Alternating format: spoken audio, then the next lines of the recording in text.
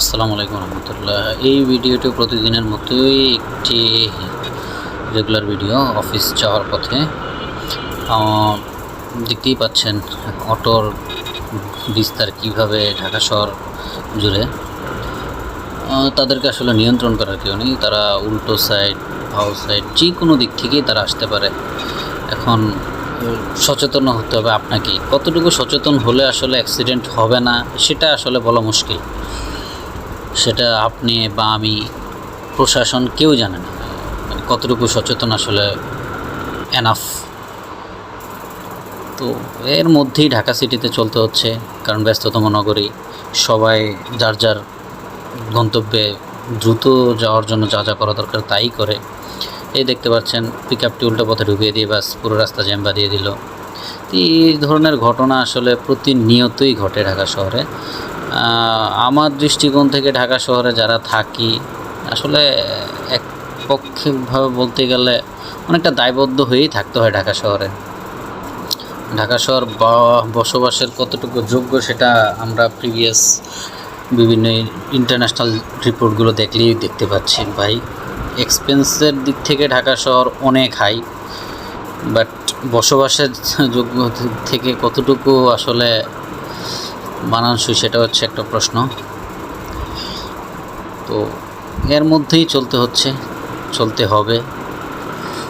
সবাই এইভাবেই চলছে, কিছু করার নেই আসলে।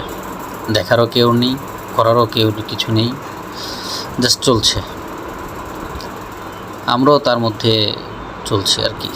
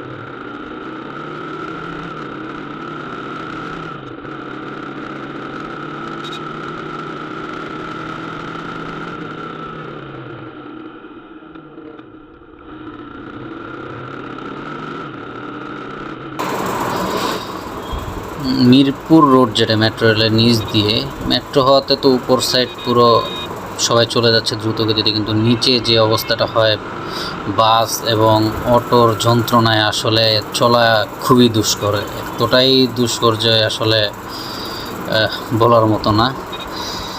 আর এছাড়া রাস্তাও নেই, যেতে হবে এদিক দিয়ে, কিছু করার নেই।